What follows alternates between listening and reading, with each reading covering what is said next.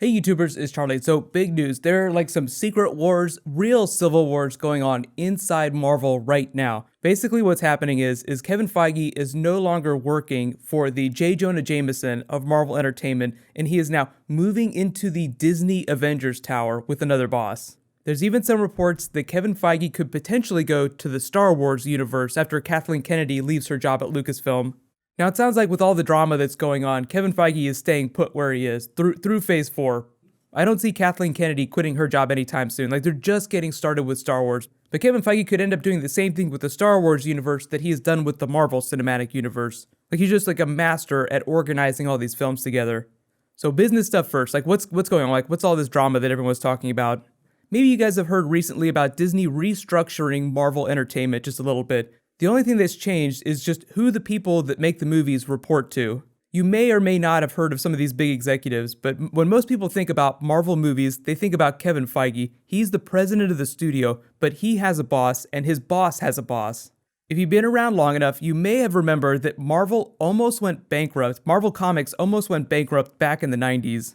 Now, back then, the business was very different. It had already passed through a couple hands, like the company was being sold off. It was in a very bad place. A group of people bought the company for, I think it was like $84, $85 million, and then took it public. With the money that they made from going public, they bought a couple other businesses associated with comics, like, like toy businesses, trading cards, other things that they could put Marvel characters on and sell, things to make money. One of those companies was called Toy Biz. The two people that owned that company were Avi Arad and Ike Perlmutter. Now, you probably recognize Avi Arad's name. He's one of the founders of Marvel Studios, the film arm of Marvel Entertainment. That really started with the Spider-Man movies, but Marvel Studios, when it first started, was very different than what it is right now. It wasn't a full studio. Then in 1998, that company that Avi Arad owned and Ike Perlmutter merged with Marvel, and it formed something called Marvel Enterprises. One of those divisions was Marvel Studios. So that's really when they got super serious about making movies. Remember though, a lot of the characters' rights had been sold off, so they were making movies with Sony, making movies with Universal, like the Hulk films. Kevin Feige was brought on, and we got our phase 1, phase 2, now phase 3. But through all these weird business mergers and bankruptcies, Ike Perlmutter had been named the new CEO. But a lot of the creative success and organization is attributed to Kevin Feige. Most of the weirdness and the criticism you hear about going on with the movies has more to do with Ike Perlmutter, Kevin Feige's boss. There are a lot of rumors that he's thrown like a lot of wrenches in a lot of Kevin Feige's ideas and plans, and they clashed heads a lot. There was even a moment last year where a quote was attributed to him that he didn't think that female-led superhero movies would sell. So a lot of people think that Kevin Feige's boss is the reason why we haven't seen like a female-led superhero movie. Like, he just doesn't think that it'll be profitable, which is ridiculous, obviously. So what's happened now is the chairman of Disney, who now owns Marvel Entertainment, who owns that entire company, has taken Kevin Feige and Marvel Studios and said, you don't need to report to anyone now but me. So it's like Mickey Mouse is reaching in and taking the wrench out of the engine that is Marvel Studios. What does all this Disney restructuring mean for people like you and me? They're like people that go see the movies. Not a whole lot right now, more towards the end of phase 3 and phase 4. Yes, there will be a phase 4.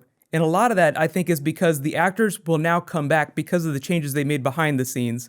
A lot of the actors' contracts were going to be up real soon, like Chris Evans, Chris Hemsworth. They do make a lot of money, they're big actors, but they could make more money doing other movies with another studio.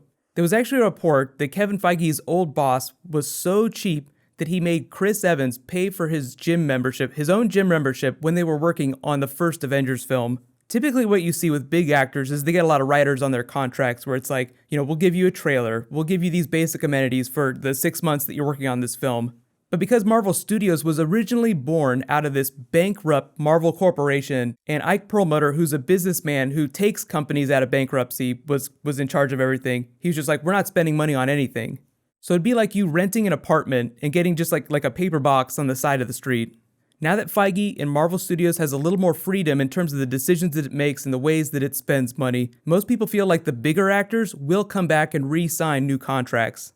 There's one other really big casualty of all this too. It's Marvel's creative group. If you've never heard of them before, it's a group of writers that advise on all the films. So what'll happen is when they're developing a new film, people like Brian Michael Bendis, like a couple other people, it's not a huge group, it's pretty small, but Bendis is one of the people on it. They'll give notes on every single draft of every script that is written. Like, hey, this character wouldn't do this. Hey, this storyline from the comics was more like this. There's a rumor that a lot of the filmmakers totally hated this creative group. They say that it caused more problems than it solved. Like, they would argue over really small plot points and ignore the general tone of films. Like, Edgar Wright had a big problem with them. Whether or not that's true doesn't matter, but it sounds like that group has been disbanded. Some of you might say it helps to have a group of comic book nerds advising on films, but sometimes you can see how they would just argue with each other and it would hurt things. What about the Star Wars news though? What's up with that? Like Kevin Feige going to Star Wars? Well, there's a lot of people that said, before this restructuring, like he had been like butting heads with his boss so much when his contract was up, which was going to be up at the end of Phase 3, then instead of trying to do a Phase 4 with Marvel, he would go to the Star Wars universe and work with them. What does one of the most powerful comic book nerds in the film business do when he doesn't want to work with Marvel anymore? Well, he'd either go to DC and Warner Brothers, or he would go to Star Wars. Those are the two next best things you could possibly do. Being that Disney owns both Marvel and Star Wars, it just makes sense that he would stay inside the House of Mouse. Disney is all about holding on to talent. Now that they own all these big brands, they own Star Wars, Lucasfilm, Pixar, it's a lot easier to keep actors around just because they can send them to other divisions. They're like, hey, do you want to do a Pixar film? Do you want to be in a Disney film now?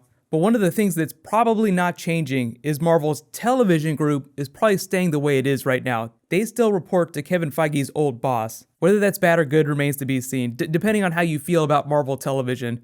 They handle everything from what you see on ABC like Agents of S.H.I.E.L.D. to the Netflix stuff like Daredevil, Luke Cage, Iron Fist, all that stuff. Think of Kevin Feige as being like Peter Parker to Ike Perlmutter's J. Jonah Jameson at the Daily Bugle. Now Peter Parker is moving in with the Avengers, which is kind of funny because now they have the agreement with Sony. A lot of people say that Ike Perlmutter almost torched that deal with Sony.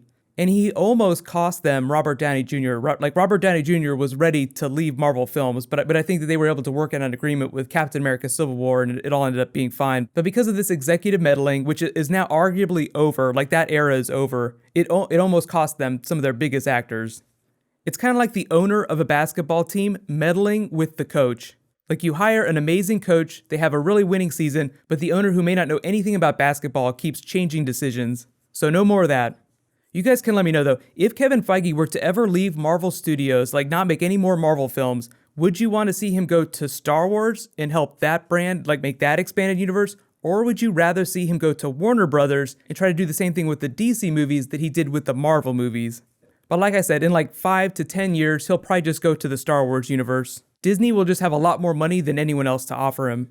So in related news, really big stuff, I'm going to be talking about Star Wars stuff on the Schmoes podcast tonight. I don't have a link right now, but as soon as I do, I'll paste it in the description and I'll post it all over social media. So look out for that. If you guys don't know about Force Friday, there's a lot of Star Wars Episode 7 toy stuff happening this weekend. I'm going to do a video for that as soon as I get back from doing the Schmoes podcast. There's some more Arrow Green Lantern stuff I'm going to be talking about, maybe another Marvel video. There's a lot of really exciting stuff. And there's some big Doctor Who news too, for any of you that are big River Song fans. So I'll be talking about that the next day or two.